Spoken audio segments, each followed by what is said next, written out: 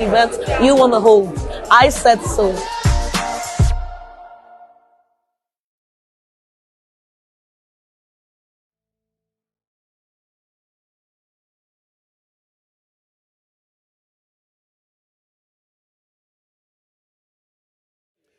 Let me tell you why today is very special for somebody, and you just don't even know who that person is. Because you see, in a sense, it's not everything that happens in your past that is history. It's not everybody that you met in your past that will go into your history books. It's not everywhere you've been in your life that will make it into your biography.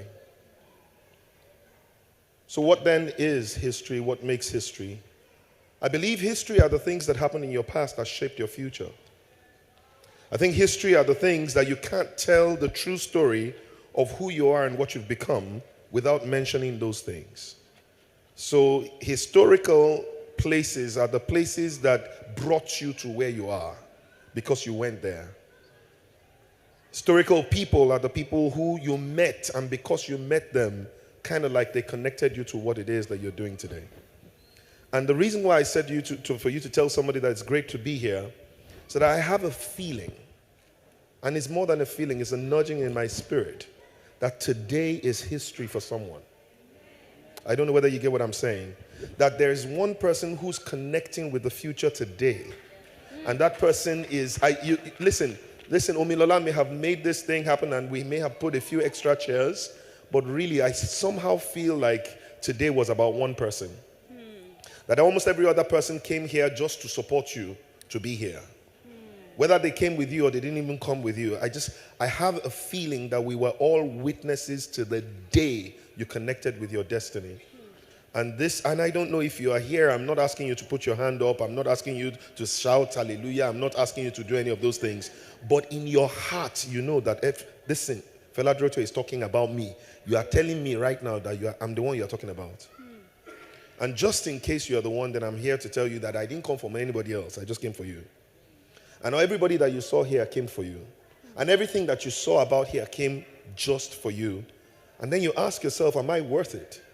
Can it just be that God will orchestrate all of these things just for me?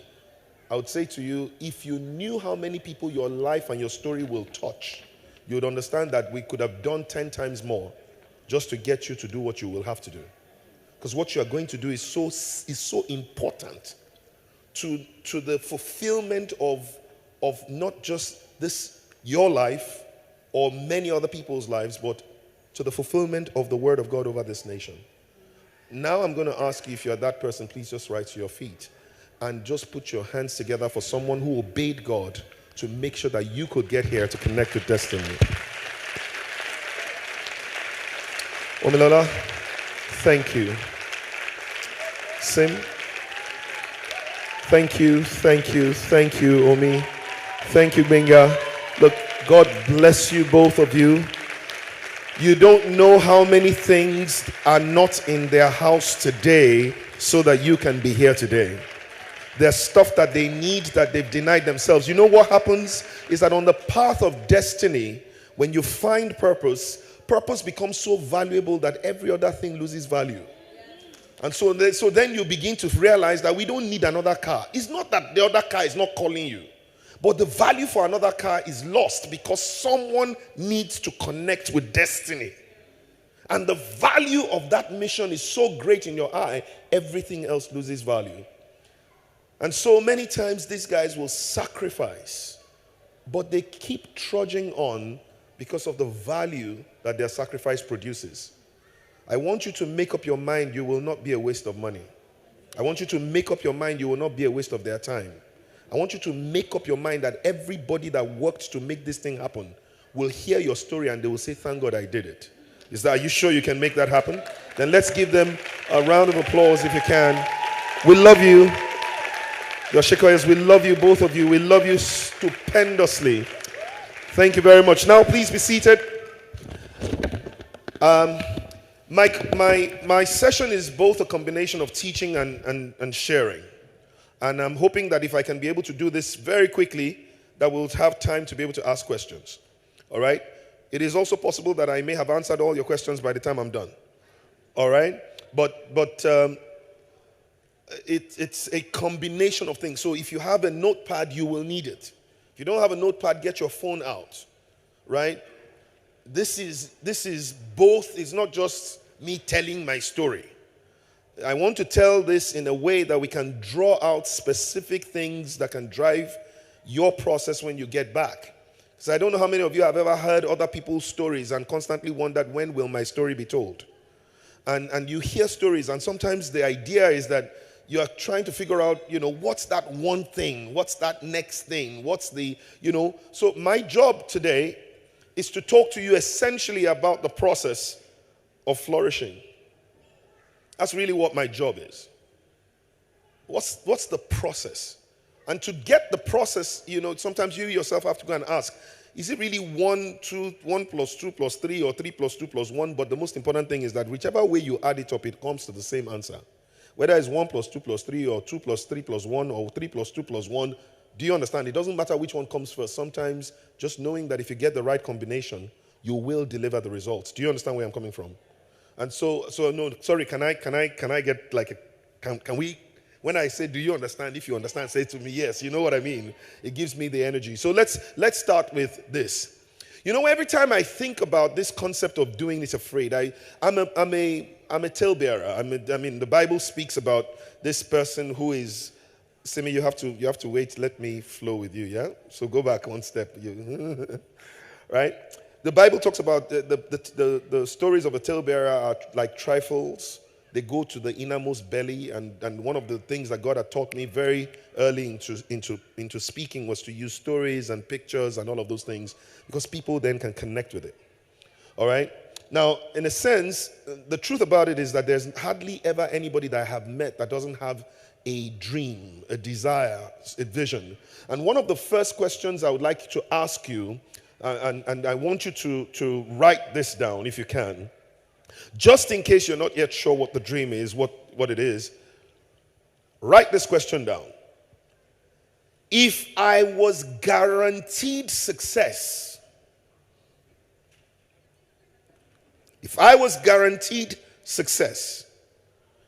and all that I need to succeed, if I was guaranteed success and all that I need to succeed, what would I attempt to do? What's that one thing that I will try to succeed at? What's the one thing I would attempt if I knew for sure that I would succeed at it? If I knew for sure that I will get everything I needed to succeed at it, what one thing would it be? What one thing would it be? I want you to think about it for about a second, or well, maybe 10 seconds. And then put your pen to paper. What would you try to do if you knew you couldn't fail? What's that one thing that you know will make such a huge difference, not only in your life, but in the lives of other people? And if you knew, if you were sure that you wouldn't fail, what would that thing be? What would that thing be?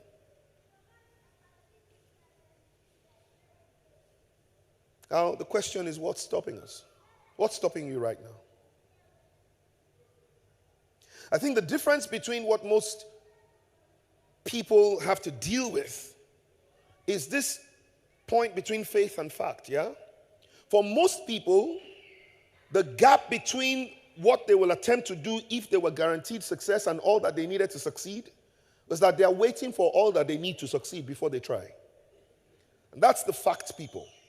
The faith people believe that I will get everything I need to succeed once I take one step forward and put the next one after it.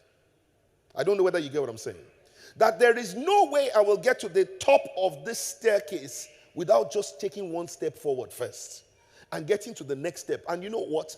Just keep doing that one step, next step, one step, next step, one step, and I will get to the top of the stairway.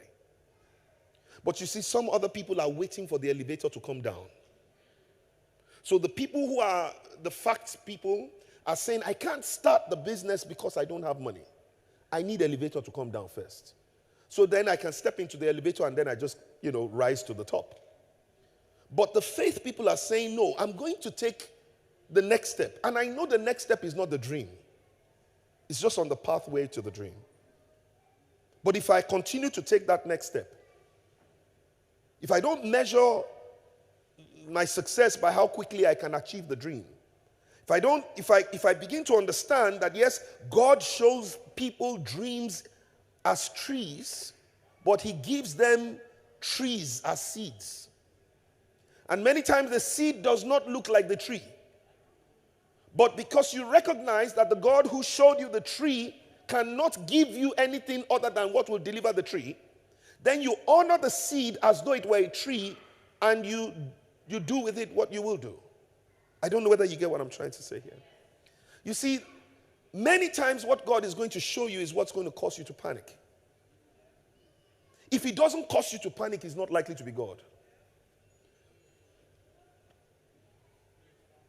Everything God will speak to you about, you don't have what it takes by yourself to do it. And if you are waiting for everything that you need, then you are not going to rely on faith. And I'm going to be asking Omilola to come up in a short while just to come and tell you this little story she told me, and I told her she had to share it whilst I was speaking. Because you see, most times when God speaks to you, he speaks from the realm of impossible. And then says, if you believe, I am possible. Does somebody understand where I'm coming from? You see, every time you think about the human being, especially, and this might be some of you here, but I know this picture I'm about to show you is me at many stages of my life with different things that I'm trying to do. And guys, let me convince you that no matter all the different things that you may hear on my introduction, I did global, this one, world record, this world, every single time that I've ever done anything that was noteworthy, I did it completely in trepidation. Completely. I'll give you several stories in, short bits. But my life is all about just doing it afraid. I kind of think about this guy called Peter in the Bible, that Jesus said to him to step off the boat and onto the water. And the truth about it was Peter was afraid. But as long as Peter kept his eyes and his focus on Jesus, he was afraid, but he kept on doing it. The problem was when he took his eyes off what was giving him faith and he started to focus on what was giving him fear. You see, your environment will give you fear. The news will give you fear. Newspapers will give you fear. Sometimes your friends will give you fear. But if you look to the God that told you, you will receive faith. The problem is just keeping that focus on the one who gives you faith rather than the things that give you fear. But when I thought about this whole Do It Afraid conference and the mission that this amazing lady is on, only one picture seemed to perfectly describe what it is that doing it afraid is. I want you to think about this picture for about 10 seconds.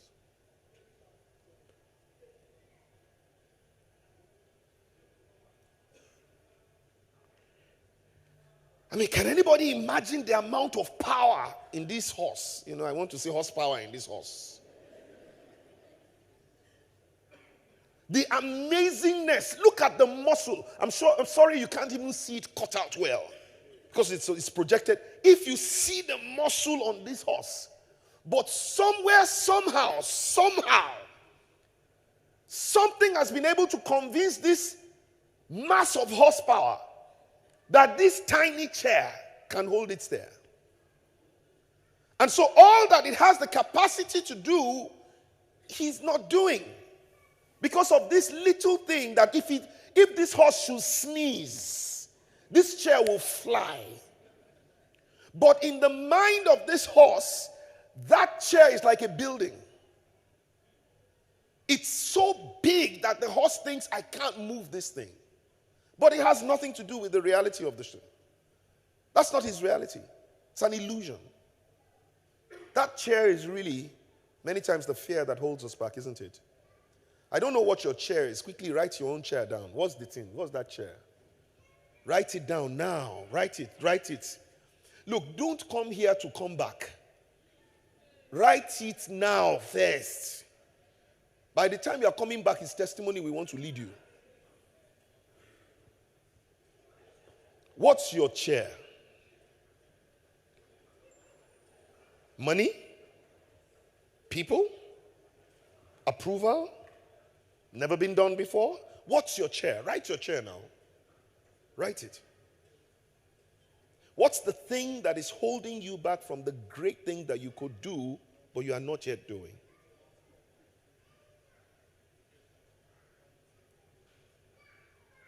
And I want Omilola to please come and quickly share this interesting, very, very, very brief story. See, because we wouldn't be in this room if she had let that chair hold her back. And she would tell you what her own things, when God spoke to her about coming and using the Eco Hotel. Please just tell us that story very quickly and then I'll go. Okay, I will share about Eco Hotel, but before I say that, I just want, when my husband was talking, why I was emotional was because if I didn't do it afraid, we probably wouldn't be here together. We wouldn't be together. So your purpose, so many things are tied to your purpose, but that's another story for another day. Thank you, Benga. Okay, so I had forgotten about this until, when FG came and I was walking and I was there and I heard God say, you will share this Eco Hotel story. So there I was thinking, okay, Lord, there's a new conference coming up. Where is it going to be? I wasn't really thinking about it because I wasn't really ready. Then Taiwo sent me a WhatsApp message one early morning. I had sent out a WhatsApp message and posted on Instagram about the lilies and the grass. And she said God had spoken to her who was going to be on the panel. Wumi was one of the people she said God had spoken to. And she said it's going to be in Eco Hotel. And I remember that at the last conference, when I was like, God, okay, Civic Center. So Civic Center help. So where is it going to be in Eco Hotel, right? Just, when you're just asking like, right, like, yeah, right. And then she confirms it. I'm thinking Eco Hotel. Is it not like 50 million naira that they pay and those kind of million naira for Eco? At this point, I didn't even know. I just knew it was millions. I didn't even know how much.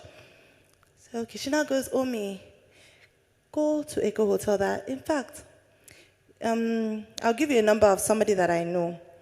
God is amazing.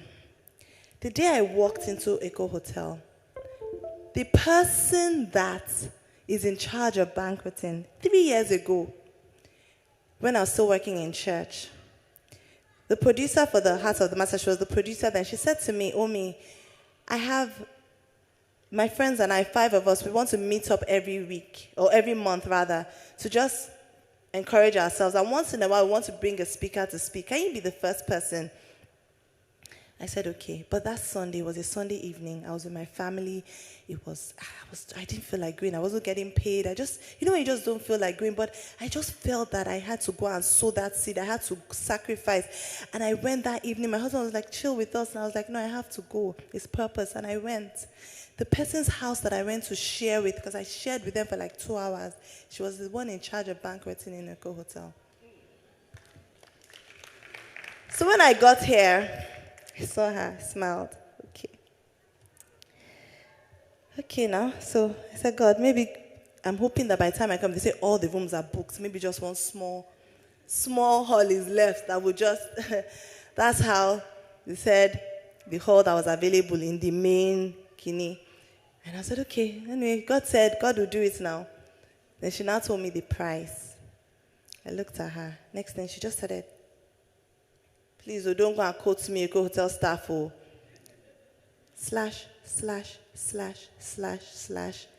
50%.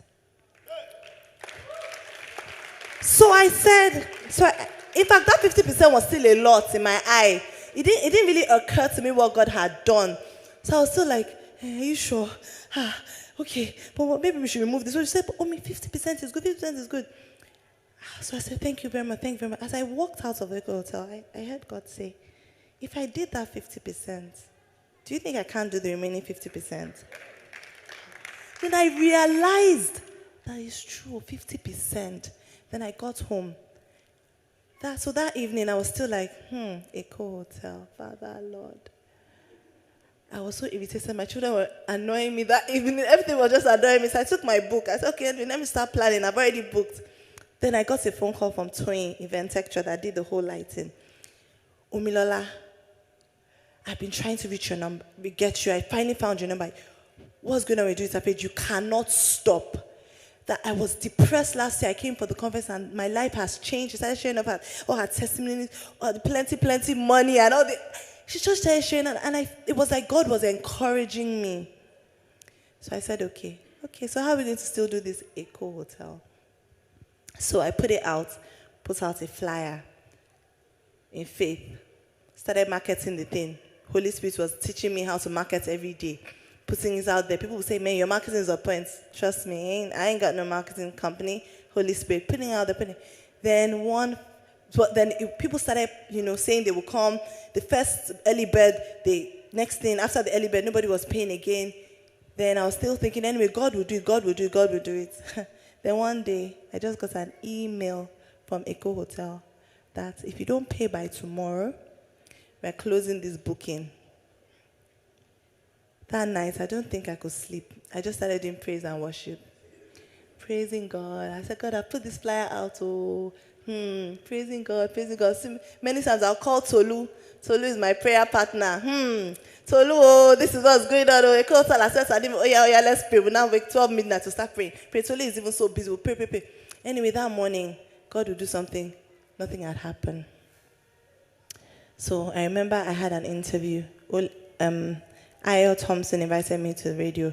So I went and I said, God, I'm going to go to. So God now spoke to me. He said, when David went to meet with Goliath, what did he go with? What he had.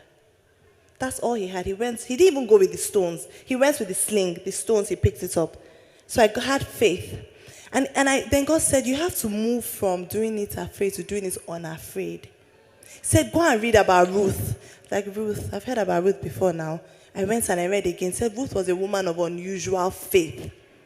She had only heard what God had done to the Israelites. She hadn't even experienced it, but she believed. What about you that I have done first event, second event? Are you not going to believe me? David, when he went to Goliath, he said to Goliath, he told Saul, when Saul said, take my arm, he said no. What gave him faith was his past experience with God. Sorry if I'm going on for too long. He said, it was when I was a shepherd, I fought the lions and I fought the bears. That's what gave him faith. And then my faith built up. I came here, I was still afraid again. I was afraid of one particular woman, not my personal husband. Just came and I just said, this is all I have. And she said, okay, no problem. Okay, when will you pay the balance? I said, next week. She said, okay, that's fine. And I was thinking, you mean I was afraid? And they were going to just accept it like that? Meanwhile, I couldn't sleep. I had to pay everything by. So again now, we started. Tolu and I will be praying. I'll share with the rest of my team members, Koinsola, Momotayo, Raquel, all of them, Ruth, Busola, Hillary will be sharing, Simisola, everything, everybody will be praying. Then I now knew, I said, this event is on Sunday. Sunday, Friday, I knew that. They hadn't, so I told them I'll pay on Tuesday. They hadn't called me back. I was still like, okay. And I'd heard at Echo Hotel they can just lock the door if you have not paid. So I knew that there was no way I was going to wait till Sunday to come. So Friday, my heart, I even just came here in faith again. And maybe God will do something. So the lady was like, okay, your event is sorted. I said, wait, when do I get to pay your balance? I was like, today, this evening. She said, you haven't paid it. You mean you have to pay it today? You have to send us the receipt. I was like, okay. I went to the church. I was just looking. I was like, God, what's going on? I had some money with Afri tickets. They couldn't pay it till Monday. Long story short, where I was not even expecting it, where I was not even expecting it from. I don't want, if I should say this, not so I don't embarrass. Where I was not even expecting it from, it came. Then there was a balance.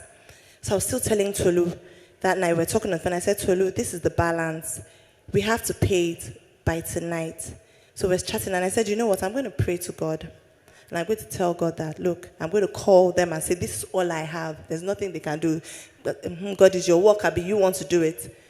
And then as we were having that conversation, a call was coming in from London. And so I finished with Tolu and I was going to pray. I said, let me just quickly call this person back so I can go and spend time praying.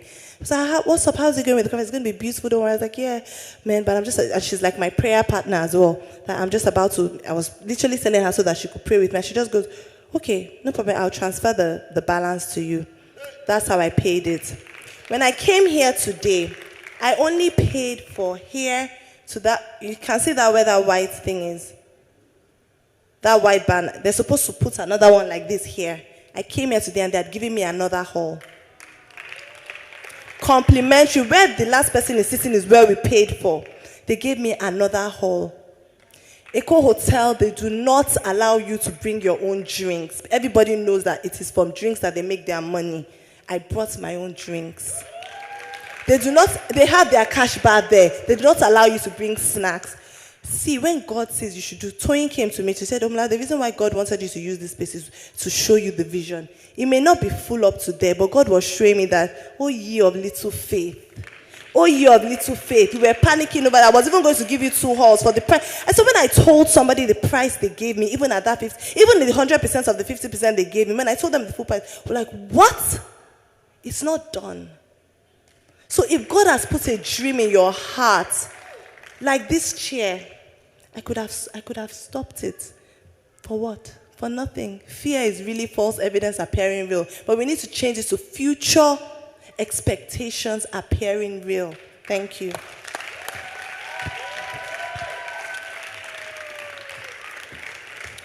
I want you to do something. Hold on, Omi. Hold on. Because I'm just a believer.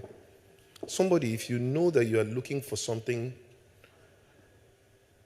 this is the evidence of, in a sense, the Bible says faith is the substance of what we are hoping for and the evidence of things not seen. There is something in your heart, but this is evidence that God does stuff. So if you are like me, I don't play, stretch your hands towards her, put one hand on your chest and the other hand and say, Lord, the same grace you put upon her to cause us to be here today, Lord, let that grace come upon me. The capacity to move in spite of. That's what I want you to pray for. The capacity to move in spite of. Because it's a grace. He says it is he that works in you both to will and to do. So when you catch a dream, God has already worked in you to will. But then the next thing you need is for God to work in you to do. And this is one person God has already worked in to do. You are the evidence of God's faithfulness. So you tap into it in the mighty name of Jesus. Thank you. Come, put your hands together once again. Let's see if I can move and do this simply because I know that today is Sunday. Some of you are going to work tomorrow and all of that. So first of all, let me ask him, if you go to the next slide, please. What is the mind frame of the people who tend to do it afraid? Most of the people that you admire, the people you've heard their stories today, what exactly is it that goes on in their mind that really is the thing that you need to know? Because in a sense, the Bible tells us something that as a man thinketh in his heart, so is he. In a sense, whoever anyone becomes, whatever it is that you see, it is because of the way the person thinks. And so if you ever really want to look at, and the thing I'm going to show you in one way or the other, you will see it in your own life, because there may be something you are not yet doing because you're afraid, but there are other things that you have done in the past. And if you are like David and get to the point where you don't draw your faith from what you're about to do, you draw your faith sometimes from what you did before. So David was looking at this Goliath, and where he took his strength from was from the lion and the bear that he had slain. So one of the first things I want to say to you is go back and look at the things you did afraid. You have done things afraid before.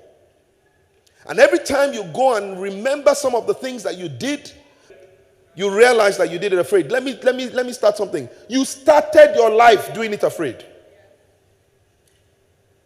I promise you that. And if you can't remember most of the part that happened before you were born, at least remember that when it was time for you to take your first steps, if your parents recorded it, go and look at it. You were scared, but you did it. And not only did you do it, you fell, but you got up and you did it again. And the same you that is today walking without fear, you are the one that did it afraid that time. So now, it's just the next steps that you need to take that we're working on now, okay? So the question is what goes on in the mind of people. Let's go, next thing. I want to tell you four key things I'm going to be talking to you about today, but this is the totality of it. That most people who tend to do mighty things are people who have a very clear sense of four things. Number one, purpose. Number two, mission. Number three, vision. And number four, values. I want you to note that. If you can draw this thing the way I drew it, it might even be helpful for you. If you can't, just write it down. I'm going to talk to you about this and break them down so that you can understand it. Next step. And most of the people that you ever saw that did those great things were the people who were able to bring all those things into alignment.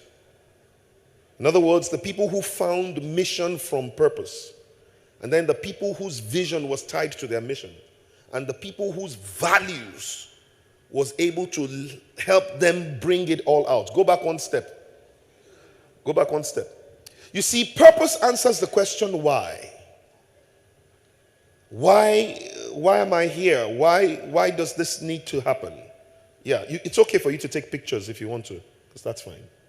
But the other one is that your mission talks about the what. What is it that I need to do to actualize this why?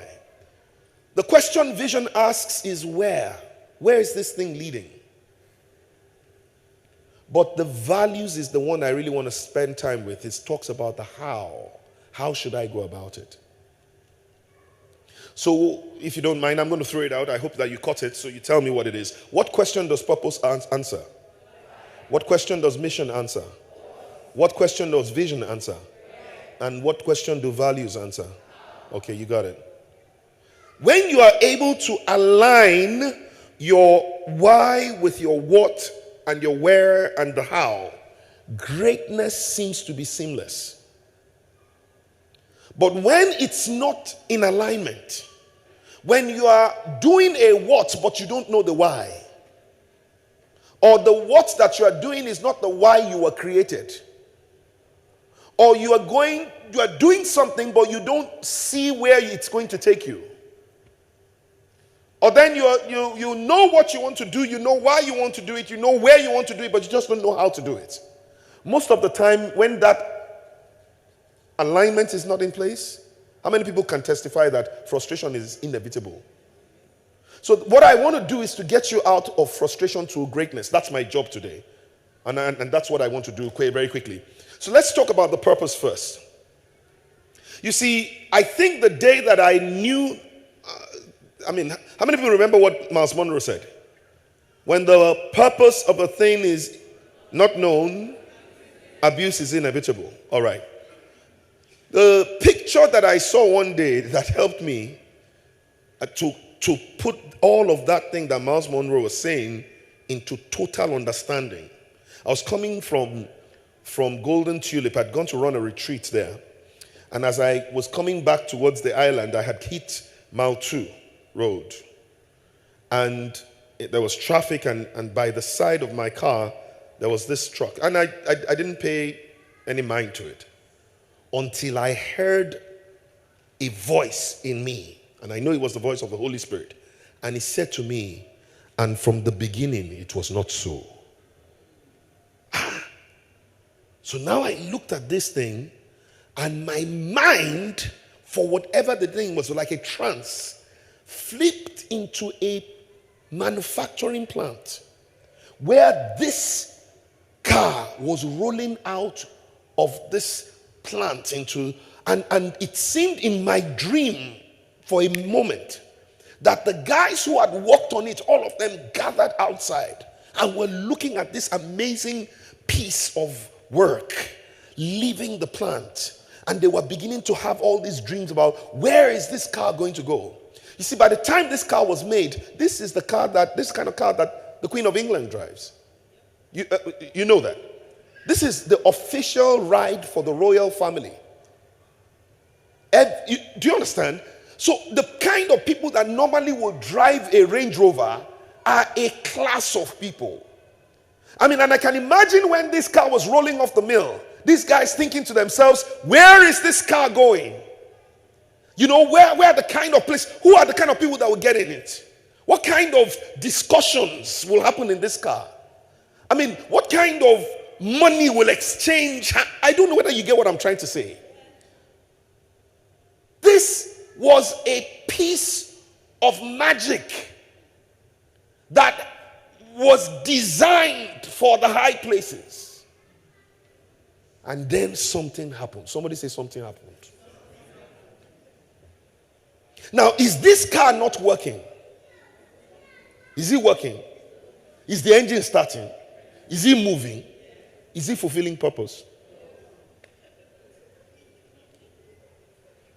Now remember that part of what it's doing, it had the capacity to do. It's just that it wasn't designed to be doing this. So something happened, and though the car is still working, this car is driving, towing dead things all about the place. Because every car that is attached to this car is a car that cannot help itself. I don't know whether you get what I'm trying to say. But that was not what this car was designed for. And I don't know how many of you can find yourself in this picture. Saying, it's not like I'm not going to work. Oh, I'm waking up every day and going to the office. But I know that when God created me and sent me to this earth, it was not for this thing that I'm currently doing. And there's something in my heart that I believe is the thing that I'm supposed to be doing, but I'm so scared of doing it. So I'm settling for doing something that I can afford to do.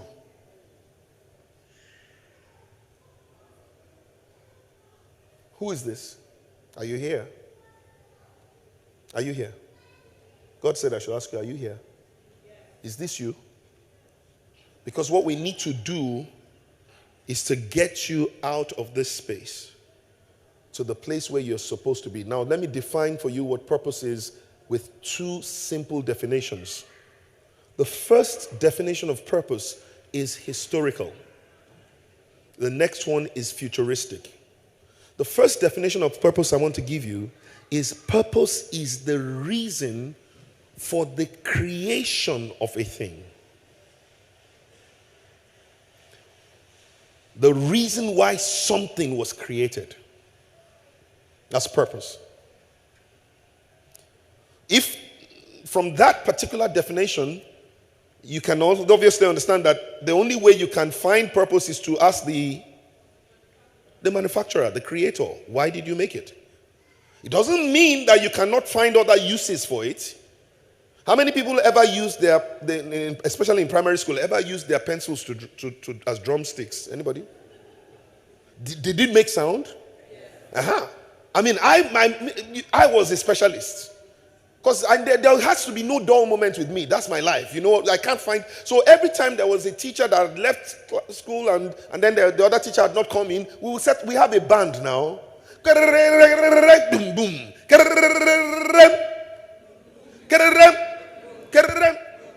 You people did it too. And then the next thing the teacher comes and says, Duro Toye, come here. You people, I heard you people from outside. And he says, anyway, bring out your Lacombs. How many of you use Lacombs? Lacombs. You have to be at least 40 to use Lacombs. Bring out your Lacombs. And the moment they say bring out your Lacombs, turn to page this, and I want you to try out the first 3 exercises. So you bring out your pencil, Abi, and the moment you try to use your pencil, what happens? The lead comes off.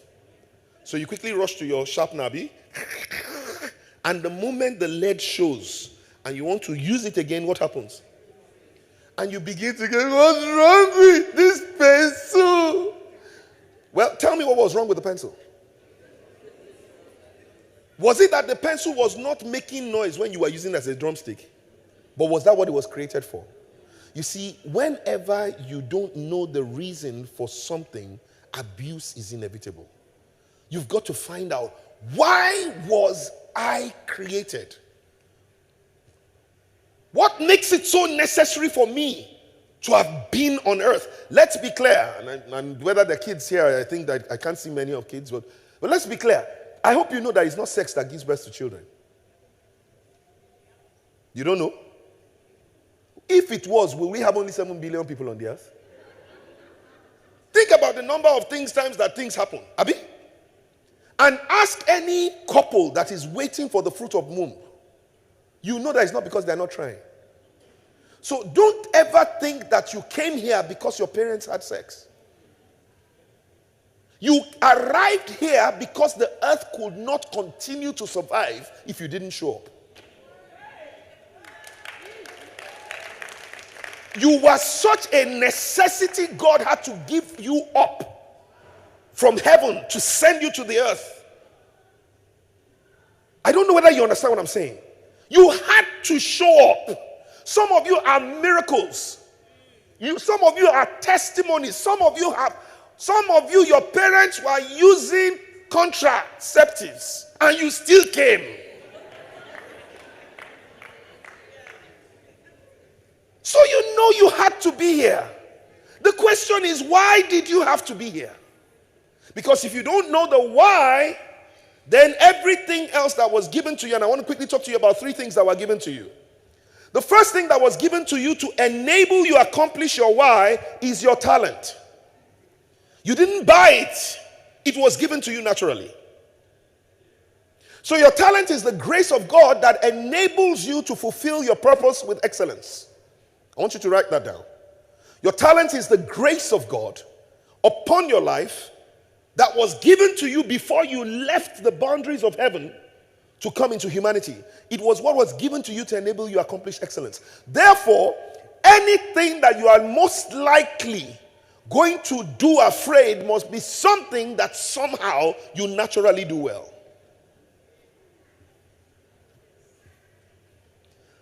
Greatness can only be achieved from working on what you are naturally good at. Write it down. Greatness can only be achieved from working on something you are naturally good at. If you work hard at something you are not good at, you will become good at it, but you cannot become great at it. Am I still useful to somebody here? The second thing that was given to you to enable you accomplish your purpose on earth is your passion. Somebody please say with me, passion. No. Can we, I know you're writing. Can we say passion as if you have passion for it? Did I ask you to shout? So why did you shout? Because anything you do with a passion, you will do it differently from what you do without passion. When I said say passion, you said passion. I said say passion with passion. Everybody did the same thing. Whatever you're going to need to do afraid is something that must be burning inside you. It's not a nice thing to do. It's a need thing to do. Don't attempt to do something that the pain of not doing it is greater than the cost of doing it. I'm going to say that in another way so you get it. In other words, whatever you are going to try to do must be something that the pain of not doing it is so much. It's like you get to that point where you can no longer afford not to do it. God does not supply your wants, he supplies your needs. So anything that you won't need to do, don't even attempt it. Because there's no guarantee of supply for it. But whatever God tells you to do, it will come to a point where every time you are not doing it, the thing is keeping you awake at night. You are saying to yourself, last year I didn't do this thing. This year I've not done this thing. And the thing is ticking inside you. That is the kind of stuff you want to attempt to do afraid. Let me tell you quickly that your passion is both an indicator and a reward. Your passion is an indicator because Your passion is this thing like a compass that directs you out of these many options as to what it is that you are supposed to be trying to do now. So your passion is that thing that every time you are not doing it, your passion turns into frustration. So your frustration is not something that is meant to intimidate you. Your frustration is something that is meant to inspire you. It's like an alarm. You don't get frustrated by your alarm. Your alarm is a wake-up call. Your frustration is a wake-up call. Don't do anything afraid or with courage if you don't have a passion for it. In fact, one of the things I keep telling people is that right now, the world is waking up to their passion. For you to have competitive leverage, you have to take it to the next level called obsession. Passion is almost too small if whatever you're going to do is going to meet with competition. Because a lot of people are doing what it is that they have passion for. Now, to get to the top, you need something more than passion. It's called obsession. Obsession is the stuff you can't get out of your mind even when you're trying to. I said something yesterday that blew my mind, because it wasn't me that said it, God said it. And basically what I said was, when you begin to work on what you are living for, then you already have work-life balance. Because work and life are not supposed to be two different things. There is no, this is work, then my house, my family is life. No, they're all integrated. And you keep balancing it. But you have to work on what you are living for.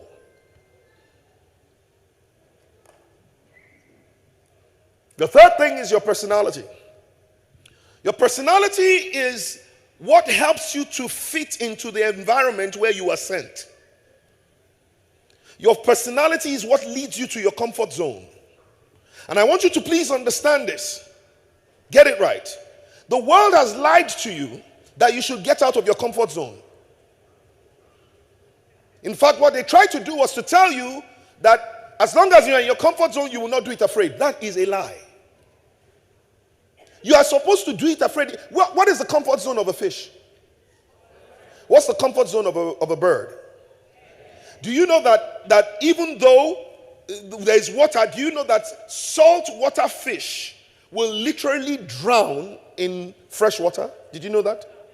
Because the mass of their body weight needs the salinity of the water to keep it bubbling. And once that salinity is not there, they literally sink to the ground. And freshwater fish, if they go into salt water, they will be eaten up. Does somebody understand where I'm coming from? So my big idea is very simple. Whatever you are meant to be doing, you will be comfortable doing it. Now, does this mean that you will not be afraid doing it? You will. But you will not be stressed. You will be stretched. Outside your comfort zone, you will be stressed. Within your comfort zone, you will be stretched. But you will not be stressed. Because there's something about you that was meant for that space. So it's extremely important you understand that God has given you these three things. You didn't work for them. You didn't earn them. You didn't learn them. You just need to find them. So I'm asking you, the thing that you wish you could do if you had the capacity and if everything was there, that thing, do you have a natural talent for it? Do you have a passion for that thing? And what that thing will produce? And number three, is it within your comfort zone? You are not supposed to get out of your comfort zone. You're supposed to find your comfort zone and do something great there. Let's go. So my question to you is, if you want to go through and become the kind of person that people are talking about, the kind of people that you admire, you've got to find your passion, your purpose. Tell somebody next to you, find your purpose. You can't determine your purpose, you can only discover it. So if you don't have or know where to find your purpose, the place is called on your knees. All right, let's go. So what's my purpose? What's my purpose? My story starts a long time, 45 years ago. I was conceived in Toronto, Canada, to a beautiful pair of lecturers in University of Toronto. And somehow, in my mom's 7th month of pregnancy, my mom told me that my dad woke her up one day and said to her, "This one is a special one, we have to take him home." Now, you have to understand, before me, there were 2 other siblings that I had. One was a guy, one was a girl. They didn't check for the sex of the child. So there was no way that my father was supposed to be able to know whether the next one was a guy or the next one was a girl. You see, I have 3 boys. Tara once said to me, "Don't you want a girl?" I say, "I don't have any girls in me. If you try me now, I give you 3 boys again, but this time at once." You understand? So for me, when my mom said to me that he said they have to take him home, and guess what? My mom believed, and cut the long story short, I was conceived in Oluyole, Ibadan. I was conceived in Toronto, Canada. I was born in Oluyole, Ibadan. And by the time I was born and my father arrived, they asked, "What's the name of this child?" He chested out, said, "Adetokunbo." We brought him. And I grew up really just very angry. I was so angry with my parents, I felt like I'd been shortchanged. And you know my family. Everybody in my family is 6'2", 6'3", 6'4". I'm the shortest adult man in my family. So when I say short changed, I mean it in every way. Short changed. You understand? But the truth about it is that I really grew up very angry in life. I really didn't like my parents for the first 26 years of my life. I'm serious. The thing really, I don't know why it touched me that much. But where my life changed was when I read this book by Miles Monroe, On Purpose. And he started to talk about what this purpose thing was. And one of the things I then began to do was to ask God, what is my purpose? So ultimately, I began to find my purpose. And I'll tell you a few things that I had to do afraid in the course of creating or getting my purpose. Simi, let's move forward.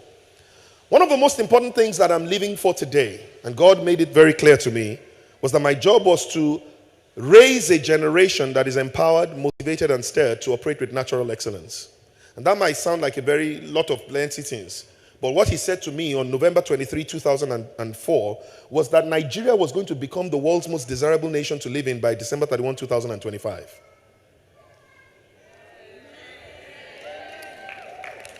I didn't say amen, I said amen, no. Because at that time, listen, a few things were very interesting that had happened. Number one, the movement for the actualization of the sovereign state of Biafra had issued the Biafran pound. Number two, the movement for the emancipation of the Niger Delta had said that they were no longer going to be an agitation group, they were going to become a militant group. Number three, Odua People's Congress had said that they were going to bomb the Southwest if Obasanjo did not release Frederick Fashion by 2019, was going to become a failed state and it will break up into 4 republics: Kalabari Republic, Biafra Republic, Arewa Republic, and Odua Republic. There will be no nation called Nigeria.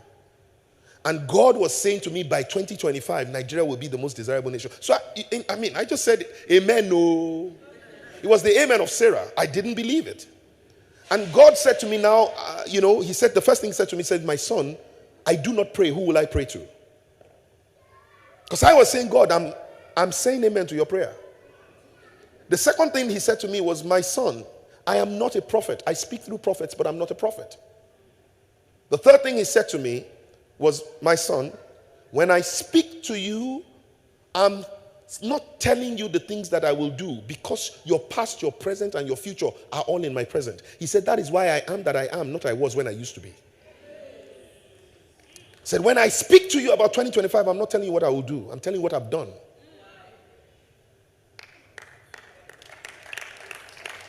I think the world is going through a massive shock therapy right now from God. Nothing is going according to expectation again. And Nigeria will shock the world. And God said to me on On May 25, 2000 and at that time 5, he said, now go and raise me a generation that is empowered, motivated, and stirred to operate with natural excellence. Now, you have to understand, to open my mouth and speak about a nation, Nigeria, that is going to be great, I was sure that everybody would think I was loco. The fear of just what people will say literally caused my mind to buckle. That was not all. Guys, you have to remember, I had no clue how it was going to happen. But God wanted me to go out and begin to tell people. And the first time I went out to speak about the future of Nigeria, the group was a group of young people in Apapa.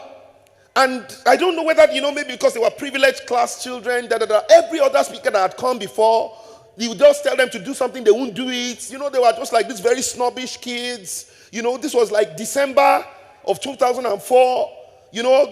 Most of them had come back home from abroad. And so they were very snobbish. And when I was going up, I was saying to God, how do I even... And God said to me, tell them that by 2025, Nigeria will be... I said, these children... I'm telling you, I was more scared of those little children than I was of anybody. And no other group has scared me. I'm telling you. By the time I said it, the kids started running. Yes! Yeah! I thought to myself, what's this? That was the point at which my fear broke. Your fear is going to break on just a little... Look, the things that will stop you from being afraid. Little signs God will give you. Don't look for the big ones.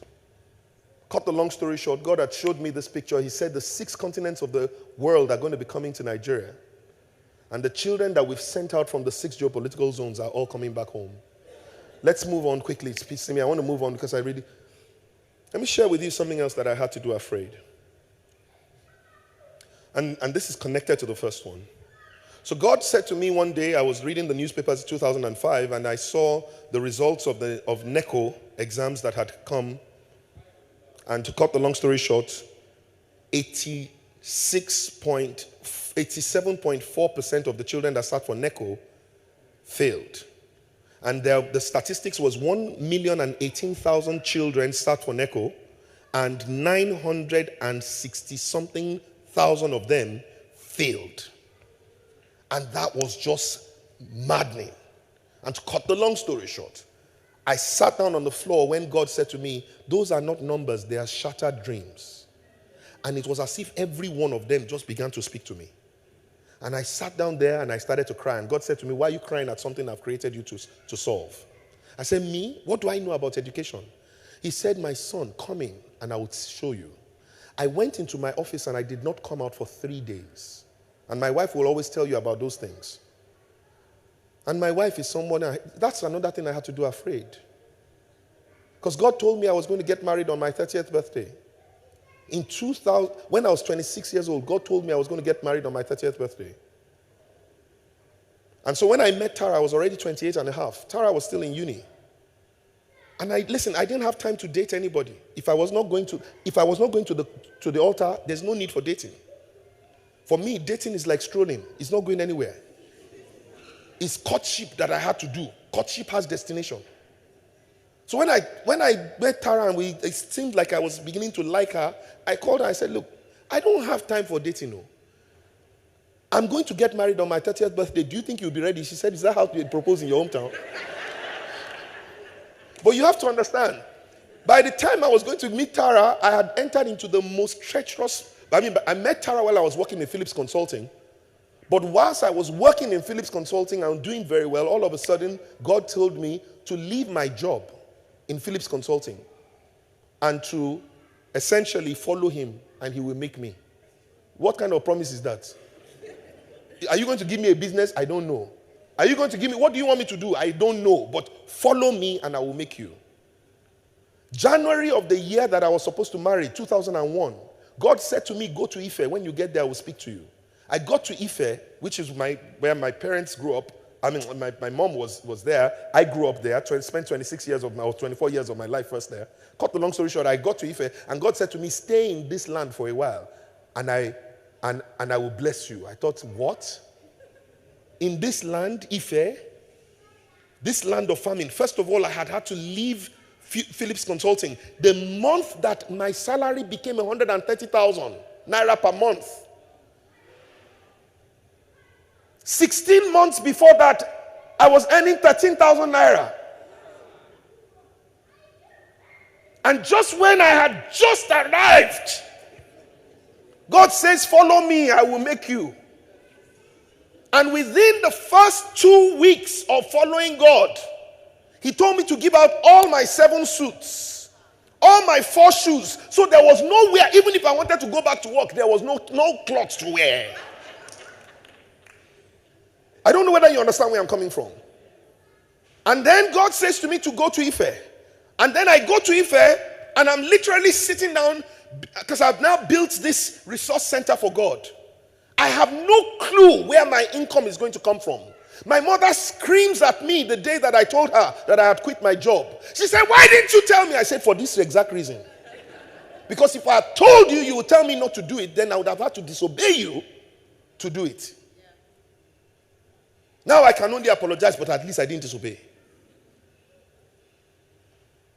When God said to me to start business in 2001, I had only one mattress. I had given out everything that I had, that I bought when I was in Phillips Consulting, to this resource center. So there was even the carpet that I put there, my own carpet in my room, the nice carpet I had given out. So I brought in the first carpet I had when I first arrived Lagos. You know when people come into Lagos? That carpet had a hole in it. That was the carpet I used to replace the carpet I had that I put in this Christian resource center in Ife that God told me to build. And now I was there, and then God reminds me that I'm supposed to get married with one mattress on the floor. My air conditioning was in Ife. My television was in Ife. There was nothing in my room by the time Tarak arrived. My clothes were 2 Senegalese. 1 brown corduroy, 1 slippers that goes with the Senegalese and the corduroy, and 1 pair. Listen to me, the pair of shoes I wore for my wedding were the first pair of shoes I had since I left office. All my clothes were on 1 hanger, and the hanger was on a nail. And I had to get married. I was not the only one that did it afraid. Obviously, Tara must have done it afraid too. Does somebody understand where I'm coming from? But within 3 months of getting married, I had now moved Tara into Victoria Garden City. But I did it. I did what God told me to do. God said to me, in a room, revive academic excellence in our schools and educational institutions. And one of the things he gave me was a plan on how to revive education. When the Minister of Education at that time saw the plan, she asked how many people came together to do it. And I told her 2 people. She said, who and who? I said, myself and the Holy Spirit, because she was a woman of the Spirit herself. And she said, oh, no wonder. God told me in 2009 to adopt an educational district. Companies were adopting a school.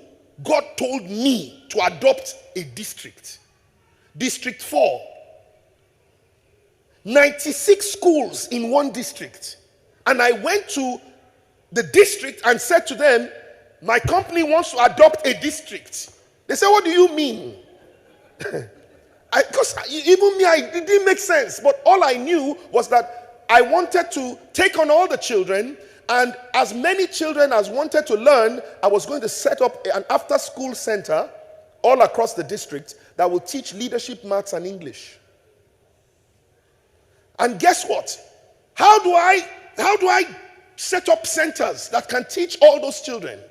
Maybe 12,000 children or more than that. I don't even remember.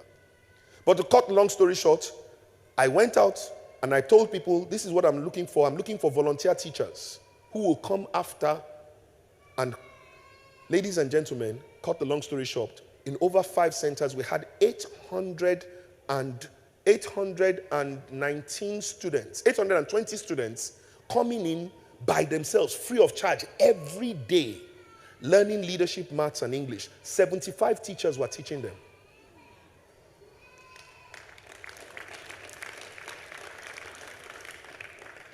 And not one teacher asked me for a kobo. And then they got to a point where one day I got a call and they said to me, we have a problem. I said, what's the problem?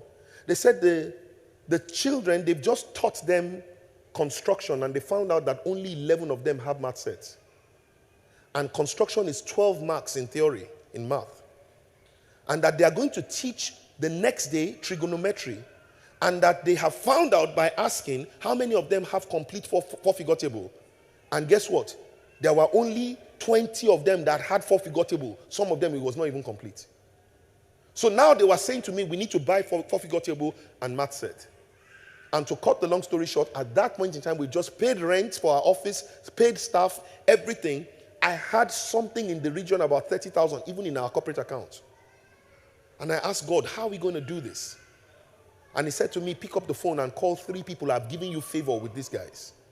And I picked up the phone and I called all them. And they said, what do you need? We had found out that math set was 250 naira. Four-figure table was 180 naira. So together it was 430. For 430 naira, a child was going to miss 24 marks.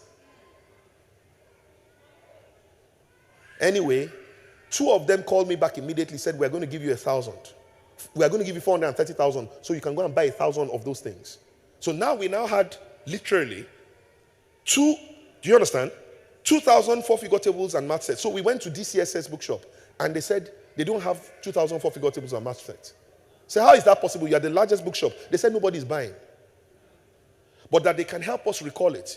Just like Omilola, they called us back and said, good news, we've been able to help you recall, but that's not all. Our CEO has said that we should give it to you at 50%. So we are going to actually deliver to you 4,122 math sets. And to cut the long story short, that's us giving 4,122 children math sets and four-figure tables. That we had to do afraid. Let's go. Another time we did something called Young Leaders Conference. Decided to gather all the prefects and children that were going to be nominated as prefects for Lagos State. This time not for District 4, God said for everyone. And that's how I had to go. So you see District 1, District 2, District 3, District 4, District 5. And when we were going to do this thing, we didn't even have a clue where the money was going to come from. But that was not all. We didn't ask Lagos for 1 kobo. They didn't give us.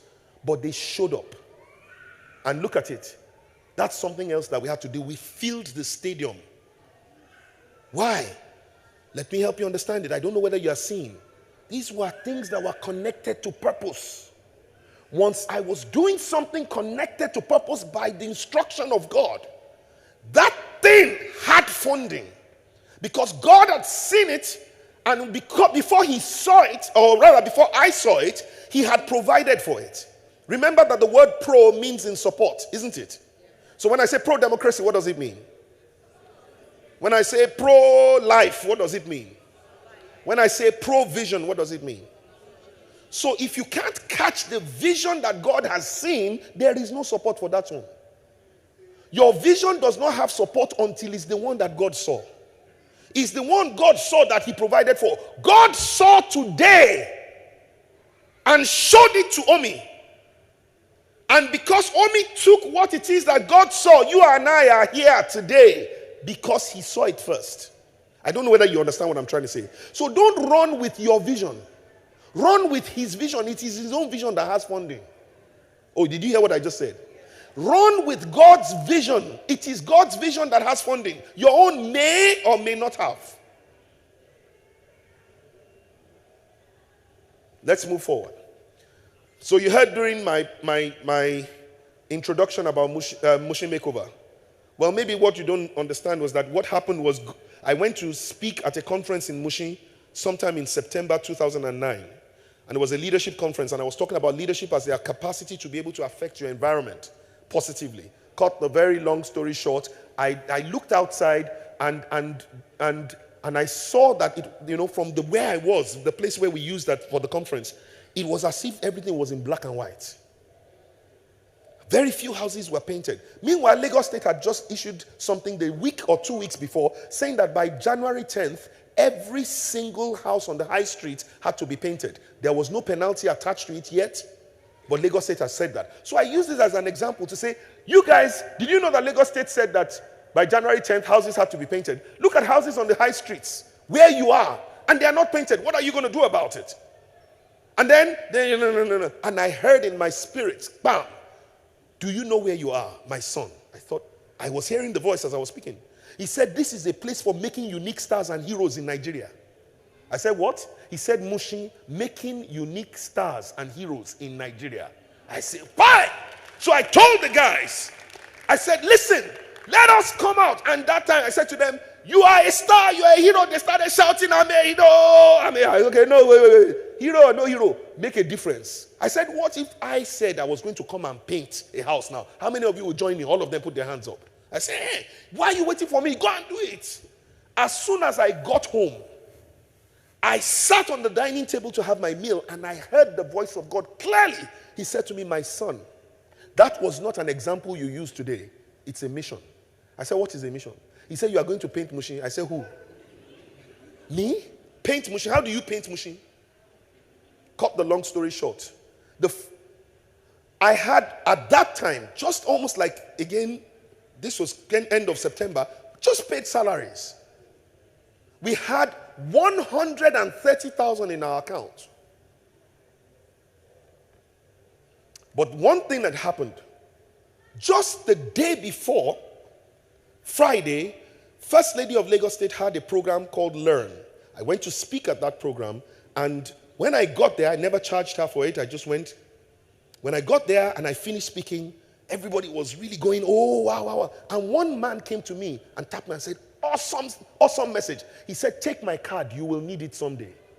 When I looked at the card, it was the CEO of DN Meyer Paints. So, God speaks to me that I should, on Saturday, this is Friday, I get the card. On Saturday, he tells me to go and paint Mushin. So on Monday morning, I called the guy. I said, please, I need to see you. He said, come to my office. I was going to Abuja. I stopped by, and I said to him, this is what I want to do. I don't even know how it's going to be done. He said, don't worry. Leave that to us. Do you have a project manager? I sent one of my guys. They came back and said to me, this is how it's going to work. Right? It's very simple.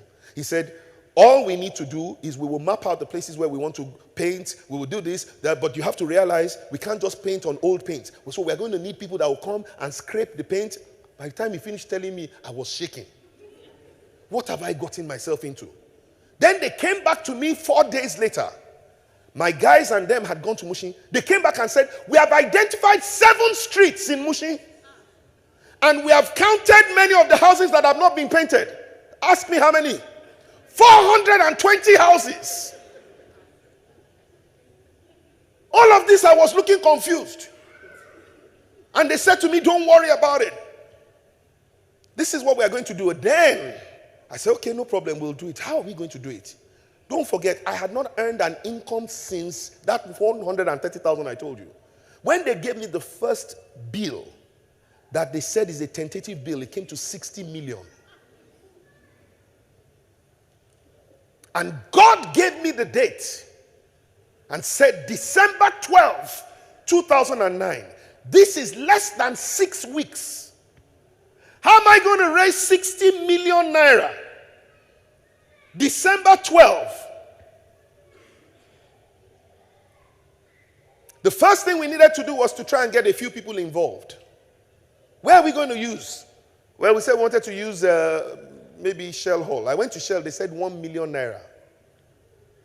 I was still shaking from that one when Teju Babyface had a program, and I sat down beside Alibaba and I was telling Alibaba, I said, can you imagine this thing? God told me something that, I said this God is a very funny God. I told him, I said, I don't think you guys are the first comedians. I think God was the first comedian. He said, why did I say so? I said, God has to be funny. God said for me to go and paint Mushi. He said, wow, on my day. I say, you did? He said, I say, you too, you're funny like God. I'm telling you, ask Alibaba. I said, but you know, the thing is, I don't even know how we're going to do it. Now I know we have to get people together, stars, all of those guys, because he said he's making unique stars and heroes. Let's get them together. How do we do this? Cut the long story short, Alibaba said, listen, forget that place. We'll use my house.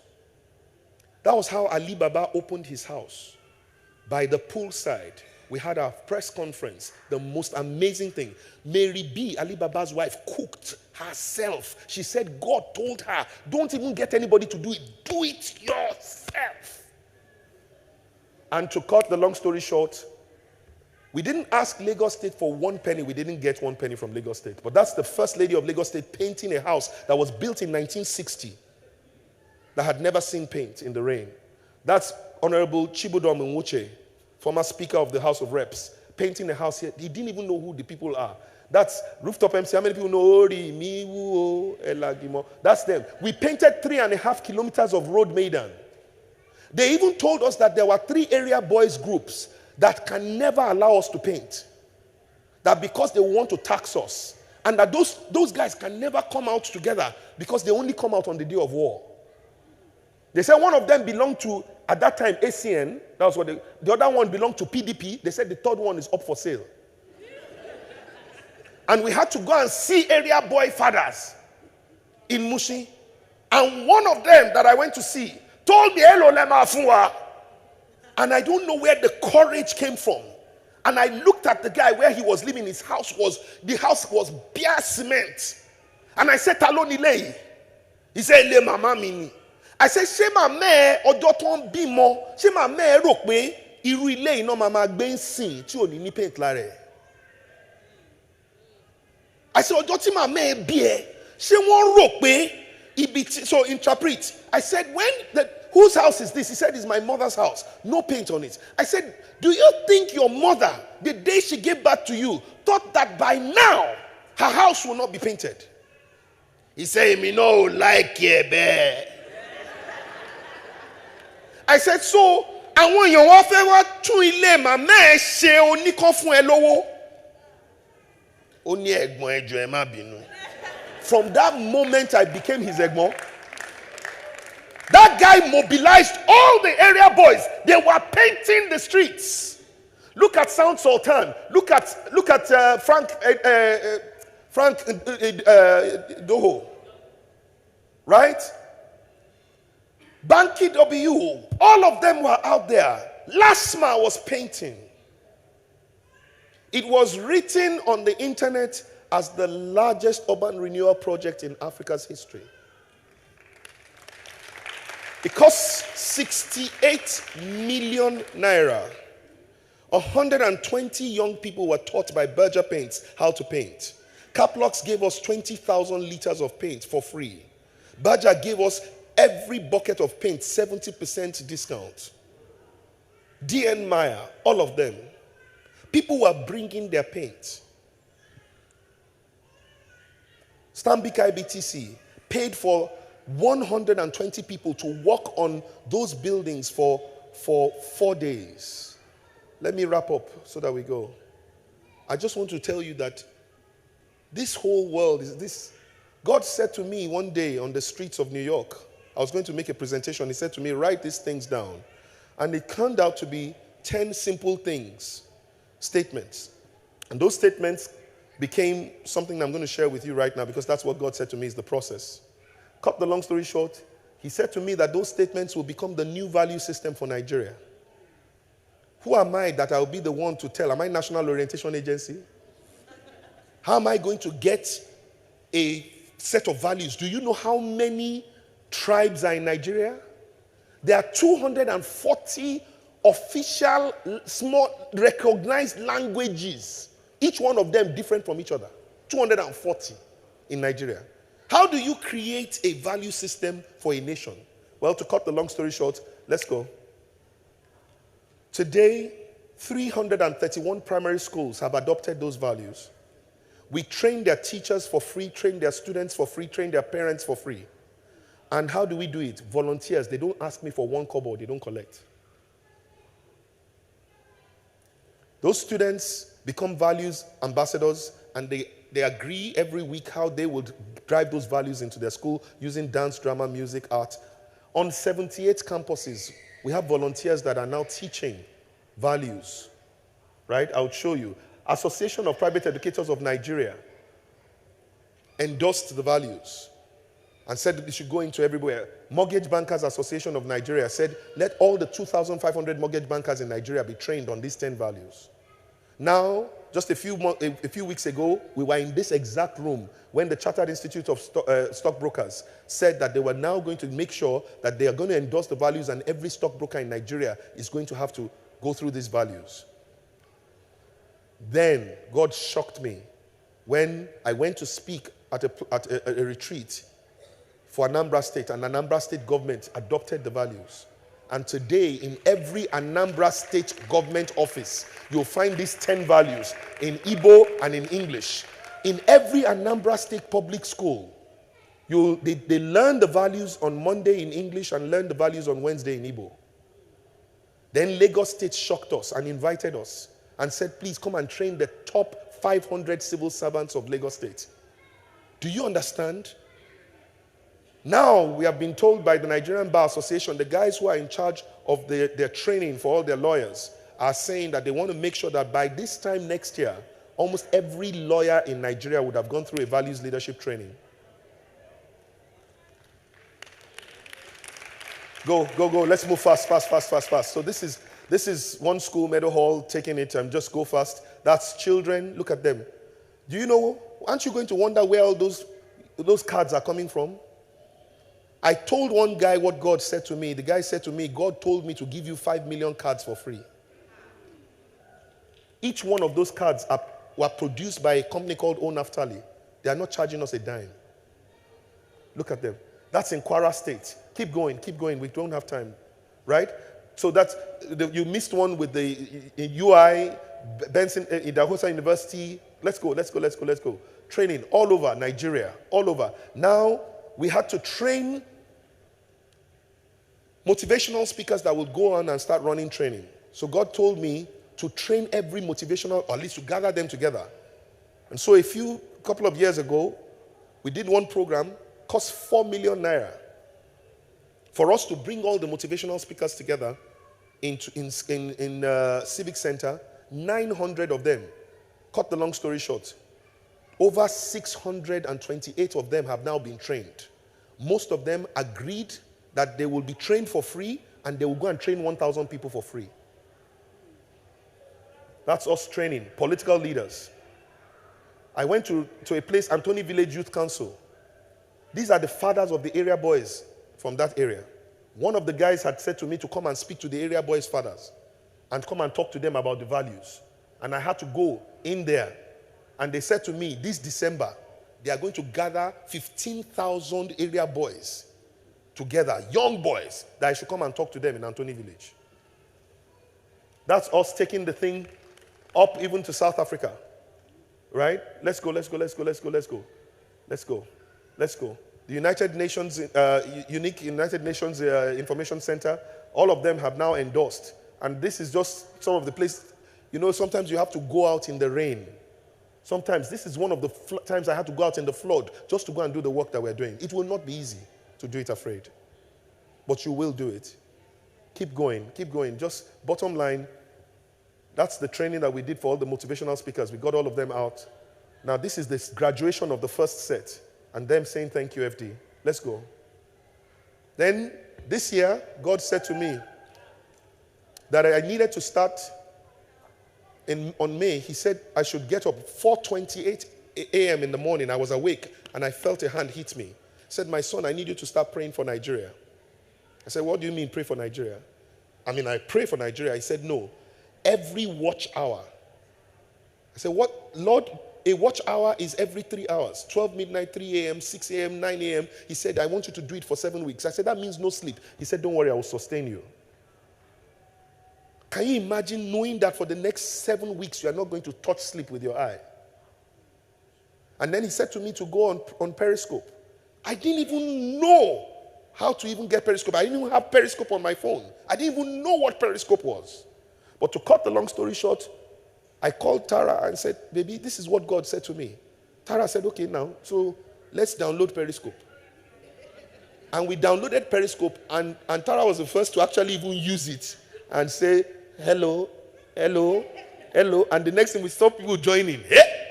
We quickly came out of it. I'm serious. I would say, Che, this thing is real.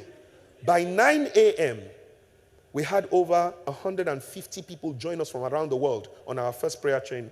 And to cut the long story short, this is day 196. We've been praying every 3 hours, non-stop. Day 196. Your purpose is eternal, but your purpose must find expression through your mission. Your mission is your assignment. I want you to understand the difference between your purpose and your mission. I'll wrap up in a few minutes. Please understand this. Very important. You know, let me give you an example that I think you can relate with. So when you were in primary 1, is it safe to say your purpose was to get an education? Is it okay? That's why you're in school. When you get to Form 1, does your purpose change? Is it still to get an education? When you get to Part 1, does your purpose change? Still to get an education. When you decide to do masters, does your purpose change? Still to get an education. Your purpose remains the same throughout your days in school. But is your assignment the same in primary 1 as it is in Form 1? Okay? Is your assignment the same as it is in say, year 1 of uni? Good. So your assignment changes even though your purpose is the same. So this is what I want you to understand. Your purpose is eternal, but your assignment is framed in time and space. So it is possible for you to be fulfilling purpose today, and by next year, God tells you to do something different. If you say, because I was fulfilling purpose in 2016, doing this thing, that's the thing I'm still going to continue to do, you are now come out of purpose. You are now misaligned. And everything that is meant to be given to you cannot come to you, because I need to help you understand it. I told you earlier, provision is for vision, but please understand it. It is released when you are on your mission. Explain it very quickly. Everything you need to get an education, your eyes to see, your brains to think, your ears to hear, your mouth to speak, your hands to write, your bum to sit, your feet to walk. Did you get them in school? Oh, come on. So that tells you that everything you need for your purpose is given to you before you came. But you will not get your school uniform until it's time for you to go to school. You will not get your 4-figure table until it's time for you to study trigonometry. You will not get your math set until it's time for you to study construction. You will not get your laptop until it's... Do you understand what I'm saying? So the provision is given to your assignment.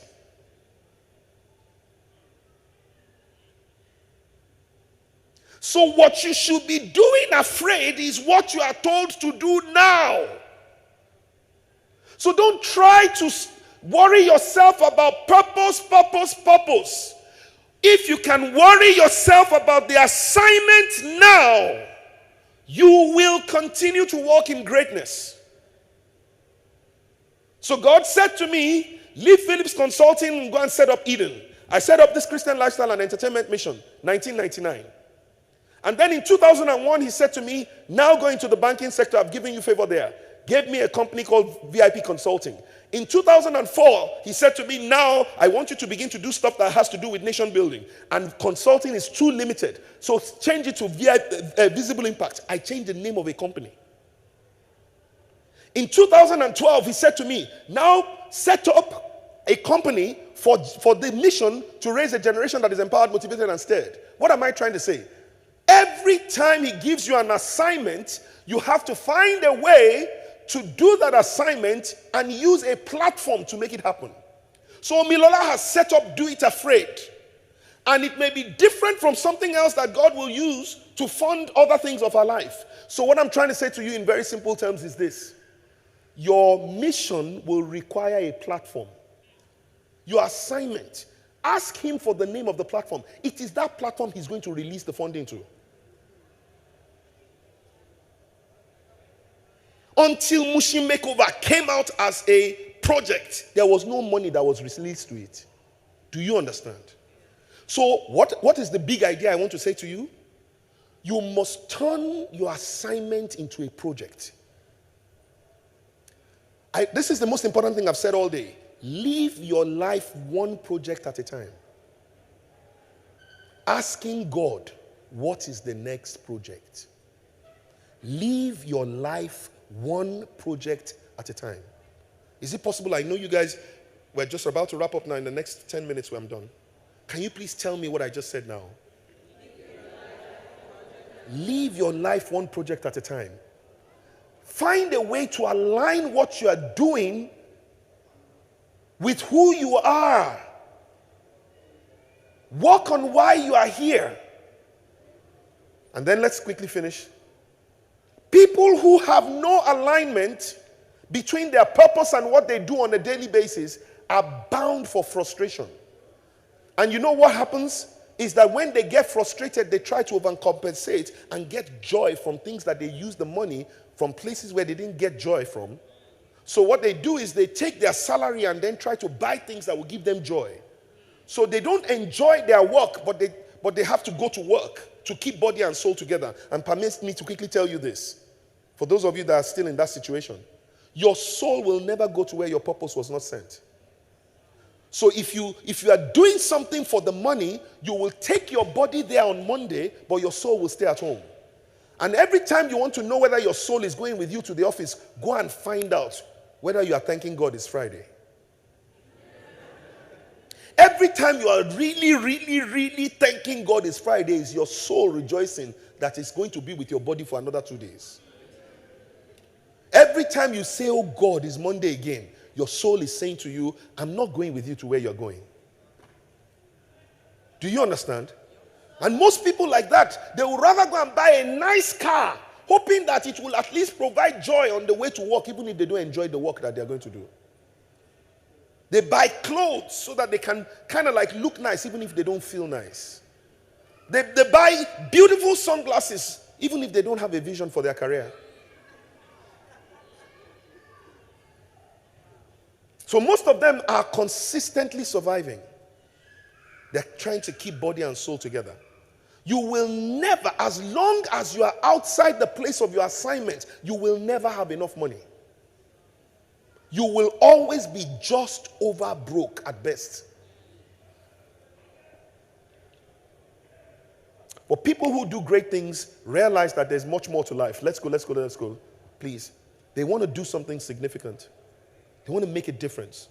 And in your heart is questing. Your heart wants to make a difference desperately. And I'm saying to you, that difference your heart wants to make is the reason why you were created. And you have to do it.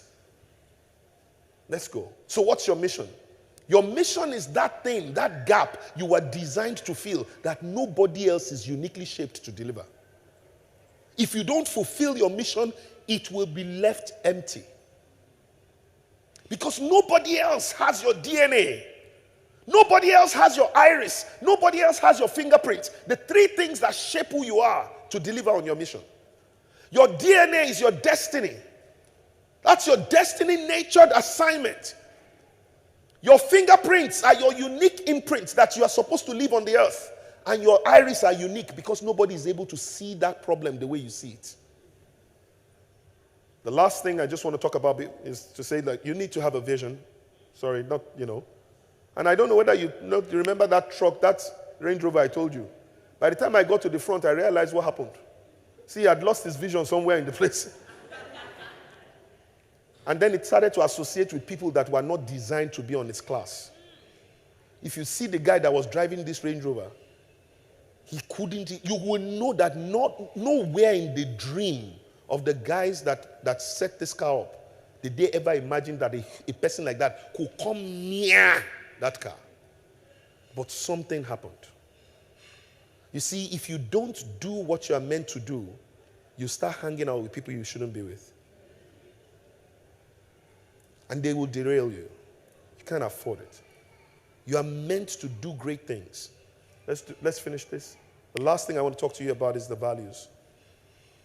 And your values are the things that is the process. This is the way you do it every day. Listen to the stories of everybody that you heard today. There was one thing in common. There was always a backstory to every glory. Isn't it? Debola said to you that I had a relationship. It was a 4-year relationship. He said to you, I had already built the brand. He said to you that I had already built a niche. All of those things, the things you will need to do afraid are going to rely on the things you've been doing. And it will happen on a daily basis. So what's going to guide you on a daily basis in your path of flourishing? Very simple. It's your values. Your values are the things that will help you to make choices when you have options. And there are 10 simple things that I will just tell you. If you like them, I'll tell you how to sign up to them. But you just have to leave them out every day. Go and find out everyone that has done great things. You'll find this thing there. Number 1, everybody that has done great things made a positive impact on the people that they met and everywhere they went. And if you're going to, even if you don't know what to do next, decide from this day that everybody I'm going to meet, I will make them better than before I met them. Everywhere I go, I will leave the place better than before I came there. If you just guide yourself by that simple principle, that I will leave everybody better, that the words that will come out of my mouth will make someone better. Because you don't know when you're going to need that person. Remember the guy I said to you in DN Maya? If I had not gone to honor the First Lady of Lagos State, even though she wasn't paying me, if I had not gone there, if I had not made an impact on those children, the guy he came to me and said, take. Because I had made a positive impact on the people I met and where I went. Number 2, for you to do it afraid, on a daily basis, try to live by this very simple guiding principle. Be a solution provider and not a part of the problem to be solved. Decide in your heart you will never create a reason for somebody to gather together to discuss your matter. Whatever the problem is that you are able to solve, try and solve it. If you don't know how to solve it, find somebody who does. But don't don't go against one-way traffic. Don't use the toilet and don't flush. And you might think, oh, come on, FD, how are you talking about using toilets to this estimable? Go to the airport. The airport is where Nigeria's intelligentsia and most privileged class operate. Do you know that? There's hardly anybody that you will find that will get to the airport that is not somebody who is middle class to upper class. Very hardly, because of just the price of tickets. Then go to the toilet in the airport, and then you realize what I just said. That the people who should know don't flush toilets.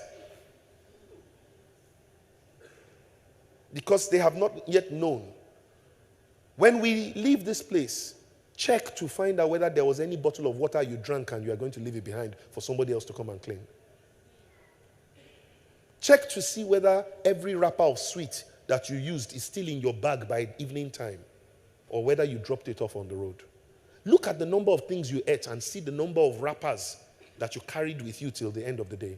Then you will know whether you have been dropping things or not. Number 3, if you're going to do it afraid, you have to choose to be a role model worthy of emulation. Choose to become somebody who can be an encouragement to others. Sometimes you're just going to do it afraid because, listen, other people listening to how you did it will choose to do it. Understand that your success is not about you. Your success is to give other people the permission to succeed. I'm going to say that again. You are blessed to be a blessing. You are enlightened to enlighten others. You are empowered to empower others. You have to be a role model. Just imagine if we could multiply you into 180 million, just clone you into every Nigerian. Will we have a better Nigeria? If we could just multiply you at work, what time will be our opening time? If everybody drove the way you drive, will we have any pedestrian road?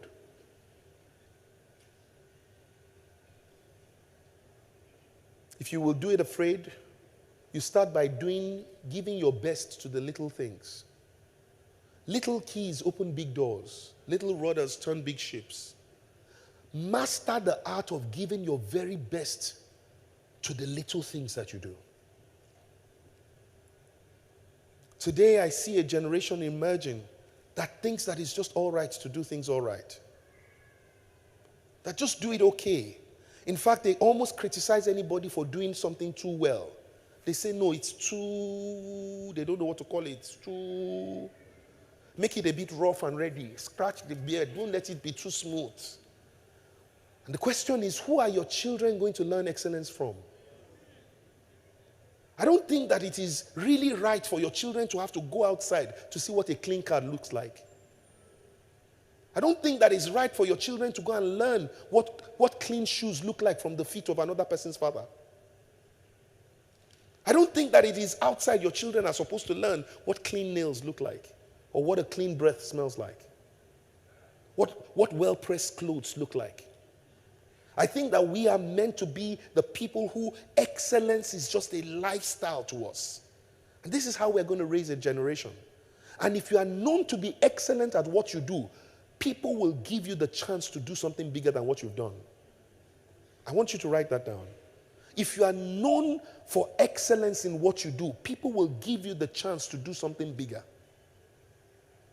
So be your best in all you do, particularly what you're naturally good at. Next, please, do the right thing at all times, regardless of who's doing the wrong thing.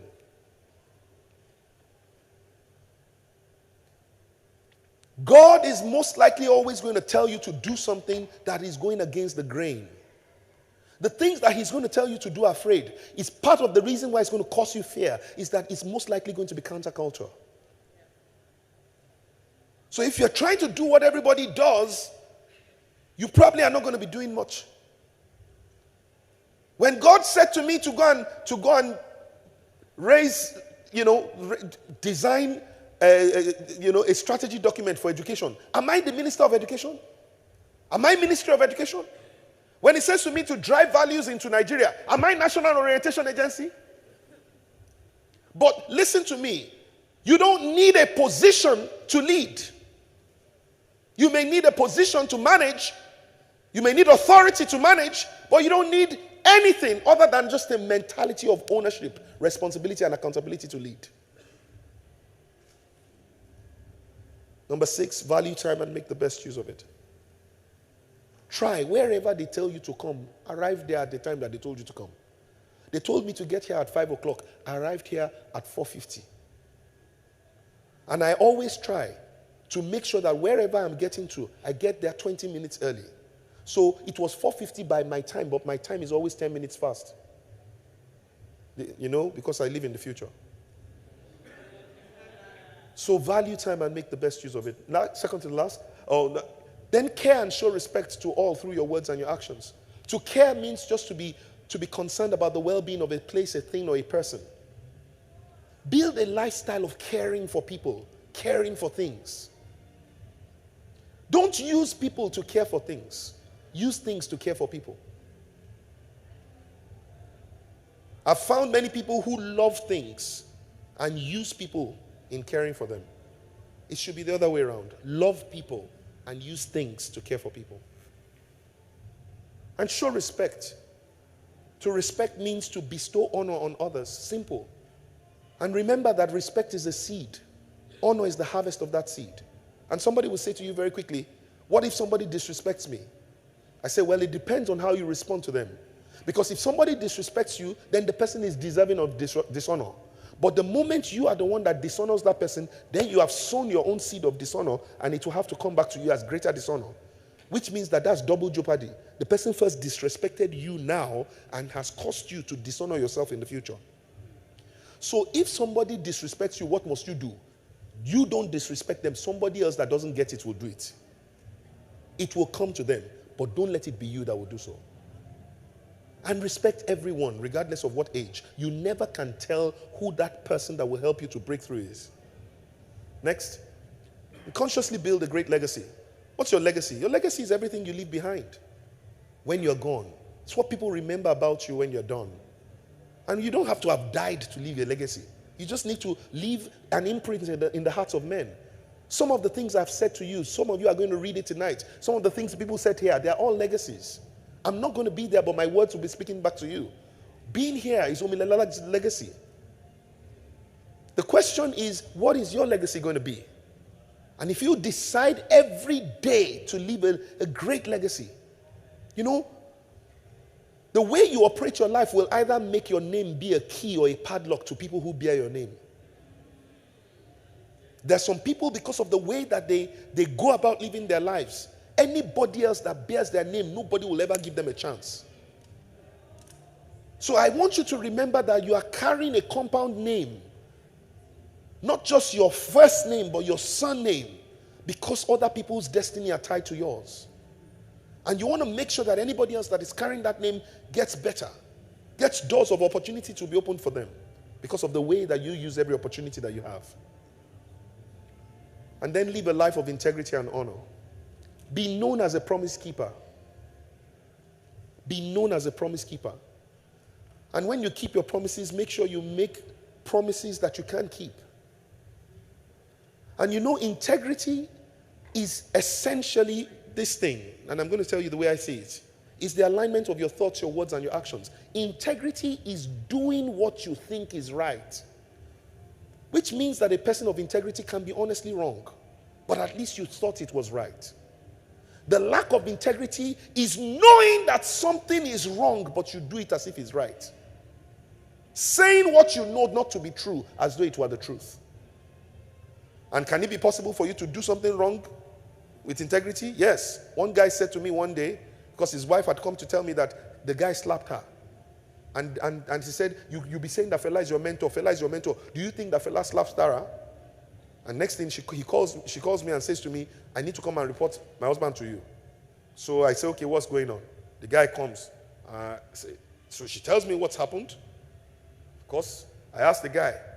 Said, FD is not really like that. I said, what is it like? Did you slap her or you didn't slap her? He said, FD, you know what had happened was that I told her, she said something to me. She said, I exaggerate. And I said, do you know that exaggeration is a lie? She said, yeah, but you exaggerate.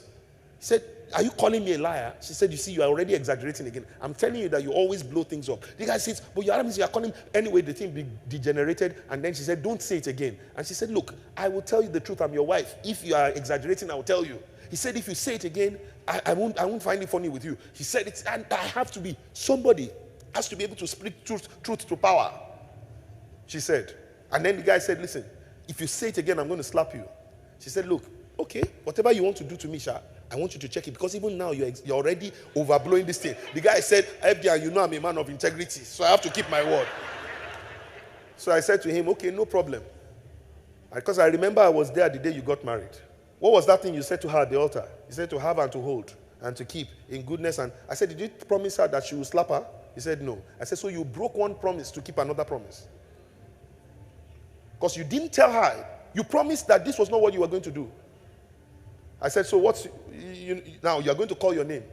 He said, what? I said, you'll call your name and you'll say, I'm going to slap you now. He said, as in how? I said, you are either going to do what I'm telling you or you walk out of my house. I said, call your name. He called his name. I said, say, I'm going to slap you now. So I'm going to slap you now. I said, keep your word. He said, what do you mean? I said, keep your word right now. He did like this. I said, no, that's not a slap. That's a tap. I said, call your name. He called his name. I said, say, I'm going to slap you now. I'm going to slap you now. I said, keep your word. He washed himself. Why? I said, do you see the price of integrity? I said, it's not enough for you to be a person of integrity, be a person of honor. When you keep your word on things that are applaudable. The last one, on a daily basis, try to find a way to make your family, your nation, and your God proud. And you know, the truth is that if you do the first 9 things on a daily basis, if you make a positive impact on everyone you meet and everywhere you go, if you're a solution provider and not a part of the problem to be solved, if you're a role model worthy of emulation on a daily basis, if you do you and give your best to all that you do, especially the things you're naturally good at. If you do the right thing at all times, regardless of who is doing the wrong thing. If you value time and make the best use of it, if you care and show respect through your words and your actions, if you consciously build a great legacy starting now, today, and every day, if you live a life of integrity and honor, you will naturally make your family, your nation, and your God proud. Listen to the story of each and every single person here. You will see that these things have been at play. Doing it afraid is a daily task. It's an hourly task. It's not like something just happens. It's a lifestyle that produces the capacity to do it afraid. And now I'm just going to ask, how many of you would like to take on that lifestyle? How many of you would like to be able to say, from today, I want the grace, because it's not going to be easy, to make everybody that meets you better? How many of you would like that? How many of you want to be solution providers? Never a part of the problem that needs to be solved. How many of you want to be role models worthy of emulation? I can see somebody as lazy, doesn't care. Okay, you tried now. Okay, no problem. How many of you would really love to give your best to what you do every day? Just a very quick one. You see, on Thursday, I traveled to Port Harcourt. And on my way to Port Harcourt in the morning, I met a 62-year-old South African Caucasian man. Sat down together in the plane. And I told him what I was going to do there was for a client. And then on my way back on the 5:30 plane, I saw this gentleman again. And he asked me one question that blew my mind. I thought that question I have to share with you. He said, can you say beyond a doubt that you gave everything you possibly could to give the best of yourself to the guys that you went to meet today? And you know, I had to do soul searching to ask myself, was there anything more I could have done that I didn't do? And ladies and gentlemen, I was so happy that when I looked in the remnant of my soul, there was nothing there. I had given my all. And I looked in his eyes with truth. And I said, I believe that I gave everything that I had. He said, I believe you. He said, because I can see it in your eyes. When we were about to get on the plane, I said to him, almost 30 minutes later, I said, can you ask me that question again? He said, what question? I said, that question you asked me about 30 minutes ago. That question about, did I give my best to all it? He said to me, okay, but why do you want me to ask you? I said, because I love the feeling I got having searched my soul in the answer for that question. See, I'm going to walk away from here and I'm going to know I gave everything I could to the one person that God asked me to come and meet today. And I don't know if that person is you, but if that person is you, then I want you to just stand up to your feet right now and say, listen, Lord, I have received. I know it's been a lecture. And I know that to me, I've given all.